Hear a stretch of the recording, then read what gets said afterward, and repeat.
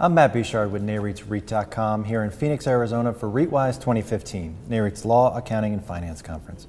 Joining me is Serena Wolfe, partner with EY. Serena, thanks so much for joining us. My pleasure, thank you. Now, recently, representatives from the SEC have said that the recent proposal from the SEC Chief Accountant Jim Schnur is only the first step in the long road toward a global set of high-quality accounting standards. Now, you've been involved in previous attempts to converge U.S. GAAP and IFRS. Where do you think the possibility of global convergence stands today? Well, it's a very complicated question. We as a firm, Ernst & Young, are fully supportive of a single set of high quality financial statements that are applied globally. But achieving that is much more complicated. As we sit here today, we realize that based on where previously we were last time we discussed this particular topic. I think we are moving towards that, and I think we always should. But these wholesale projects that we've been working on for what feels like a million years now have been a lot more complicated than we originally anticipated, I think, to achieve true convergence. And what you'll see is that there is actually very few what we would call convergence projects that ultimately resulted in convergence.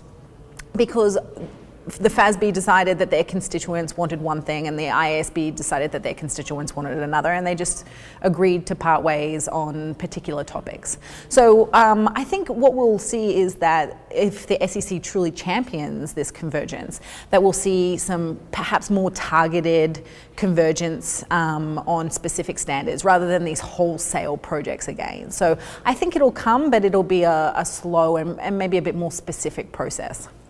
Now, the FASB is in its final stages of issuing 2 new accounting pronouncements on financial instruments.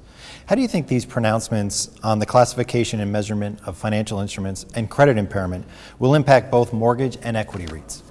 So I think that the implication is a lot more significant for mortgage REITs because of the type of investments that they hold. But I do think that there's some what I would call sleeper issues, I think, for equity REITs. Now, classification and measurement, we've done a bit of a 360 and we've ended up almost where we were. And the FASB, and this is one of these prime examples of where the two boards have diverged. So the IASB went down one path and the FASB decided to basically retain the same accounting that they have today with some minor changes. So two of those minor changes are that equity securities are now recorded, all the fair value changes are through the income statement, whereas previously they were recorded in equity. And fair value, those REITs that have elected the fair value option for their liabilities will be required to bifurcate the fair value and record a portion of it through OCI and a portion of it through income. So, you can see that those are a bit nuanced kind of changes and not wholesale changes. So I think classification and measurement will be limited. Impairment, on the other hand, is going to be very significant for mortgage REITs because of the type of products that they invest in, but I also think it will be significant for equity REITs as well. Your lease receivables and accounts receivables and other types of things are in the scope of that project. And so therefore, equity REITs really should be paying attention to this.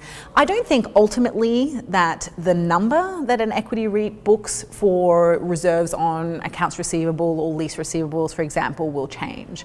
But I do think that there will be a requirement to change your processes because the model is very different. So an equity REIT will have to go through the process, evaluate under the new model, hopefully potentially come up with the same answer as what they would have done before, but that will be a significant change for systems and controls and things like that, particularly in this SOX environment that everybody participates in. So I think that the equity REITs maybe haven't been paying as much attention to it as the mortgage REITs have, but I think it's something that they should definitely keep an eye on. Serena, thank you so much for joining us. No, thank you. For more on this and other REIT news and analysis, be sure to visit REIT.com.